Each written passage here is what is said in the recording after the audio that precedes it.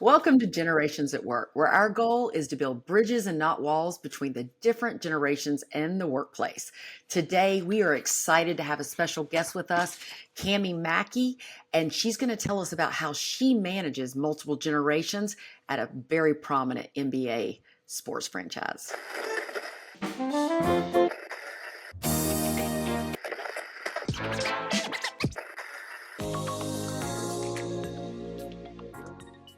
I'm your host, Susan Davis, Maxwell Leadership Executive Coach and Facilitator. With us today, your generational expert, Dr. Tim Elmore. And Dr. Elmore, we have another special guest today. I want to let you introduce Cami. I know you have a good relationship with her, but just to give the listeners a little bit of an introduction, I just feel so excited about this. Cami Mackey is the Executive Vice President and Chief People Officer of Diversity and Inclusion at the Atlanta Hawks. Now, Cami's priorities at the Atlanta Hawks are around leadership, inclusion, employee culture, and she brings that link of employee engagement and the guest experience. Cami, we are so excited to have you with us today. Great, I'm excited to be here. Great. So Cami, thanks again for doing this interview. I know you'll have some just nuggets and insights to share with our listeners, because what you do is the people work. You're not the only one, obviously, but you do the people work at the Atlanta Hawks NBA franchise. Yeah, absolutely. So let me kind of toss you the first question. You and I met years ago, and I really came to appreciate you right away because you said, I'm not here because I love basketball. I'm here because I love leading people and getting the very most out of them. And I just love that mindset. So talk to our listeners, if you don't mind, about your human resource journey getting up to the Atlanta Hawks, this NBA team. Yeah, absolutely. And thank you so much for being here. And it's great to chat with you, Tim. So I've been actually, when I thought about this, I've been in HR for over 30 years. And throughout that time, there's been a deep focus on leadership and culture. And it really started with my time at Walt Disney World, where I learned about the power of people first organizations. And over the years, that focus has never wavered. So now, for the first time, I transitioned into professional sports and working from industries such as, MGM out in Las Vegas. I've worked with Special Olympics, which is a nonprofit. But in the sports industry, I absolutely love it. The industry, the energy is a little different, but the people needs are strikingly similar. And I think at the end of the day, I don't care where you go when you're dealing with people, everyone wants to be seen, supported, and inspired. I love that. Seen, supported, and inspired. Now, Cami, I will have to say, I think you said you've been in HR for 30 years. You started when you were about 2 years old, it looks like. So, yes. But we're so excited. Now, I know over the years, you've seen a lot of challenges of a diverse workforce, and it brings a lot of different talents, but also a lot of different perspectives, right?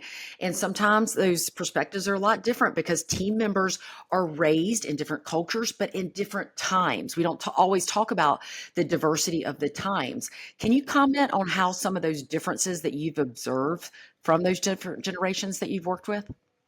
Yeah, absolutely. And I always like to say, I have the pleasure of witnessing the incredible richness that diversity brings into the workforce. You get the new ideas, you get the fresh perspectives and, untapped talent that comes in. But you're right. It also brings some of those opportunities. And one of the big areas that I've seen over the years is around communication. How we navigate different communication styles.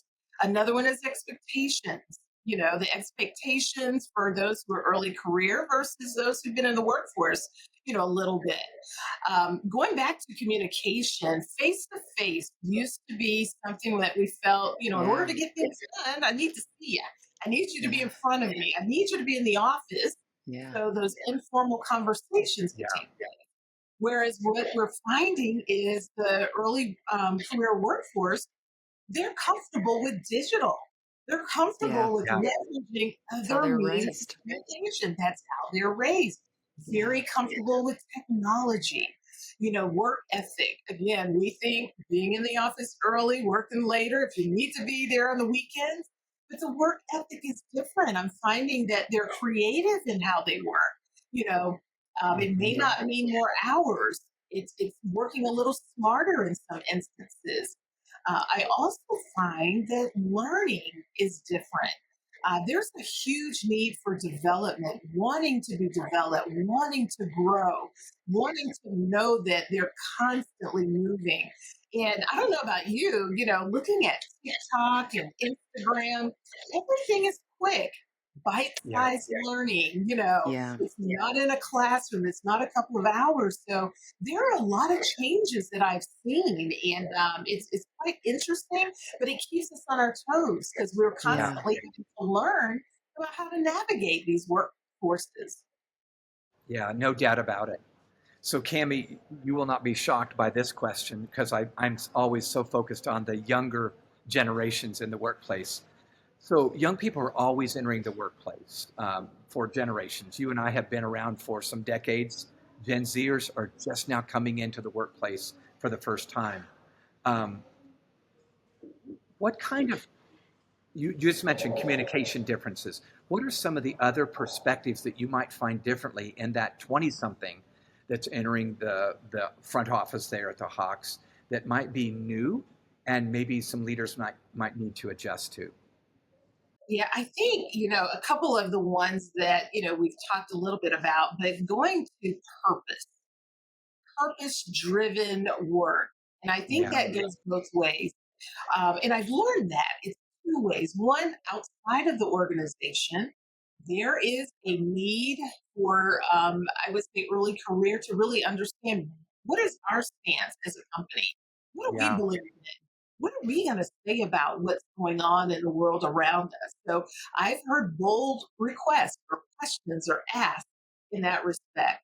I think also internally, looking at the work that they're doing, wanting to know that it really matters, that they're Mm. able to make an impact. So, how that shows up in the workforce is, sharing company priorities. They want to know, what is the strategy? What are you focused on so that they can help be a part of the solution? Quick story, I had a leader, was only with the organization for a few short weeks. And, I had a one on one, we're talking and, about general business stuff. And she said to me, she says, in order for me to do what I need to do, I need to know your priorities. Wow. What are your priorities? What's your strategy? Interesting. And this wasn't a direct report. This was, Yeah. probably a Wow. couple of levels. But she says, if I'm here, I want to make sure that I'm helping the company to solve the problems that they're trying to. And I was blown away. Yeah. That's So Yeah. good. I was pleasantly, surprised with that. But I'm finding that, wanting flexibility is becoming table stakes. Understanding that I can do my job in different ways and wanting to feel that, that they are respected and that we're trusting, that they can do the job, but it's not going to be done the way that traditionally things were done. And, Yeah. and I think for leaders, you've got to be okay with that and learn how to Yeah. navigate through it. Yeah. You mentioned the different perspectives and I was just making a note and I'm thinking sitting here thinking to myself, do we not want to hear the different perspectives because we're threatened by them? Maybe they're different, right? We don't understand them. So the different generations just bring a different change, which leads me kind of to my next question. They're at the Atlanta Hawks. Have you witnessed in other departments, maybe marketing or some other departments, that they wrestle with those changes or the different perspectives? And how are they adjusting to these newer generations? So, for example, how's the marketing team, right, adjusting their approach to the Gen Z fans? Are they doing things differently? Because obviously we can't do it the same way, right? Or how are you hiring differently? Or some of those different perspectives? What if your book had the expert backing it deserves? Join best-selling author Tim Elmore and a team of publishing pros for their next book in a weekend event, happening February 27th through March 1st, 2026, in Alpharetta, Georgia. You'll get expert coaching, insider tools, access to publishers and editors, and a shot to pitch your book. One participant will even land a book deal with Maxwell Leadership Publishing. Apply now at abookinAweekend.com. Your story is worth it. Yeah, I want to see all of the above. So we realized probably a couple of years ago that we did a study and we found out we needed to understand the future fan. And that's the future of the individuals who are coming into sports. And we knew we needed to tap into a younger generation. So we have today, as far as our top priorities, we've created a pillar that's called generational fan building. And marketing is the department that leads that effort.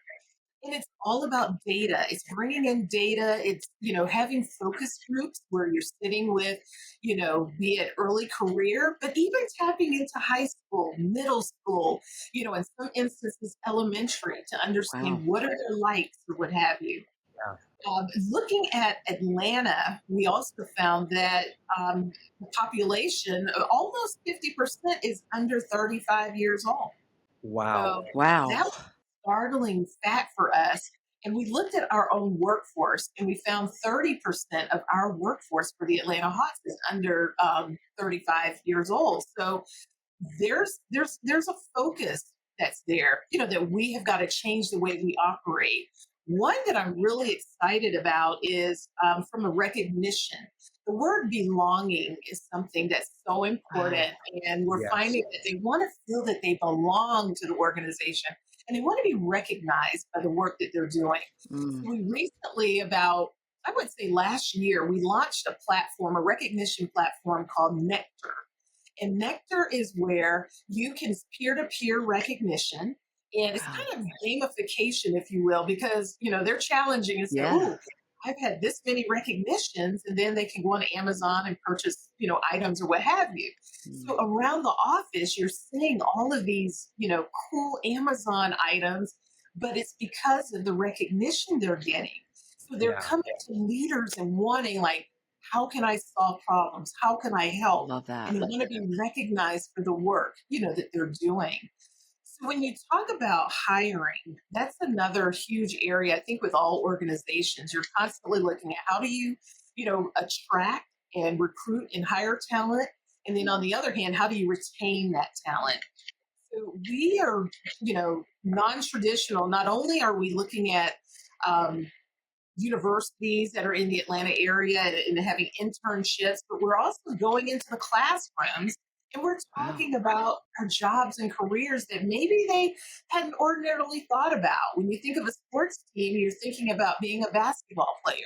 You're not necessarily thinking about working in analytics. Or you're not thinking about working in accounting. So really getting creative with recruitment and meeting them where they are and just building that pipeline of interest for future, opportunities with us as an organization.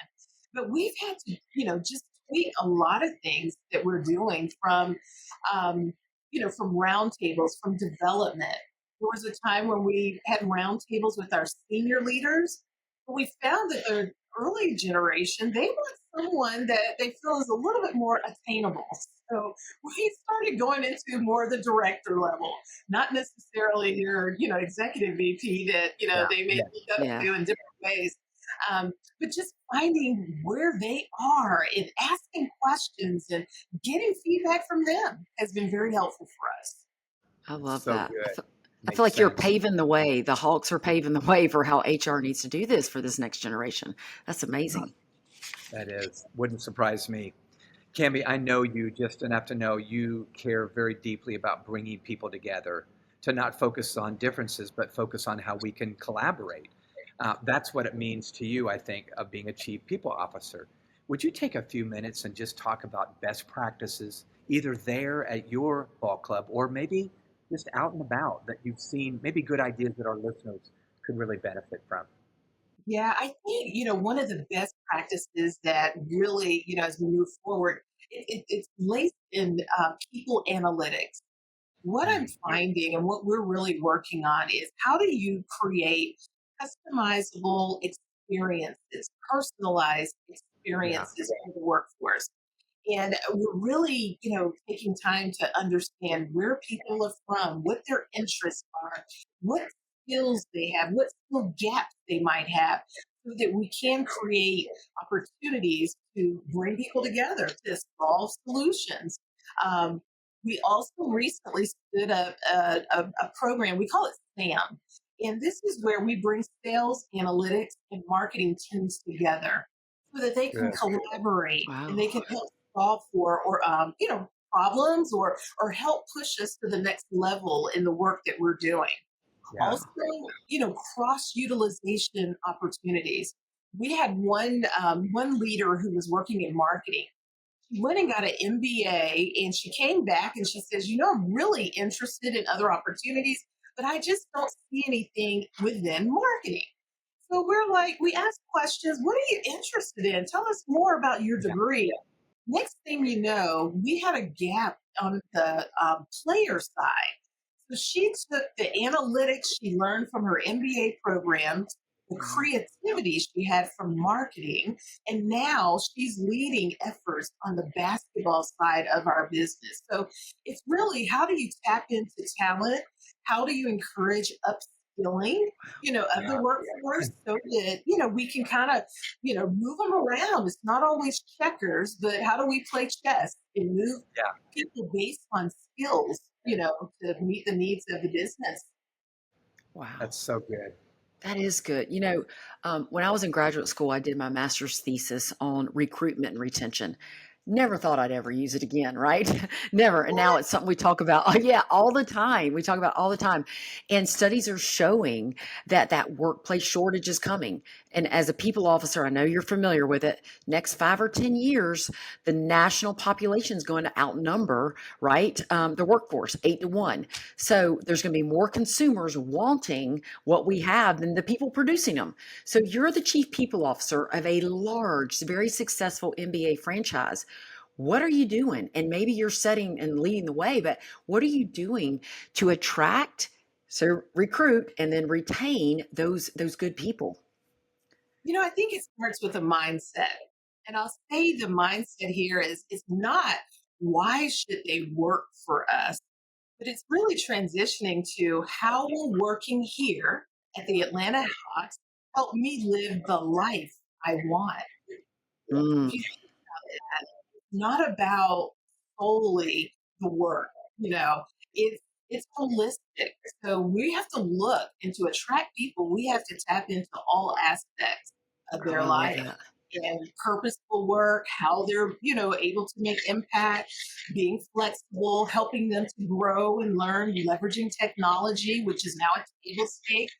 So, as leaders, I think we have got to use muscles that, one, we may not have used before, or two, muscles that we have. We've got to have more reps. We've got to get in there Wow.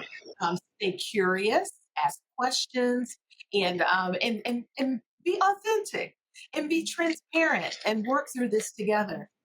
All those good qualities that show about influence. And you said your workplace that where I live the life I want. So are you Yeah. hiring, Cami? Are you hiring right now? We are. Come on down. That's a great There you ambition. go. There you I go. really do. Shifts the whole focus from you're joining this big franchise, good luck, to I want to help you Yeah. get to your next step. Hopefully it's with Yeah. us, but it could be I love anywhere. that. That's I love right. that. Tammy, this has been awesome. I want to give you a chance. If you have any last thoughts that maybe you didn't get to share, your listeners are business leaders who want to connect with every type of person on their team, but maybe struggling a bit. Any other thoughts you want to share before we sign off? I would just say, and I always hold a mirror and I look at myself as well when I say this, but as business leaders, those of us who've worked for many, many years, now more than ever, we have to be students. We have to be those, continuous learners, because the world is changing, the workforce is changing. And in order for us to lead the way we've led for so many years, we've got to upskill. We've got to ask the questions, and we've got to continue to be the best that we can be holistically, not just as the leader, in the office. Wow. Words of Good. wisdom, Very good. inspiration for all people leaders out there. Cami, thank you so much for being with us here today. I know the listeners enjoyed it as much as I did. We want to thank you very much. And Dr. Elmore, thank you for being here. Again, if maybe you are interested in how do I lead multi-generations on my team, maybe you need some coaching, you can visit us at maxwellleadership.com/generations at work. We've also got some free downloadable resources to add some value to you. We sure appreciate you being here today. And we know you have a choice in where you listen. So we want to welcome you back anytime. We want to hear from you. maxwellleadership.com/generations at work. Have a great day.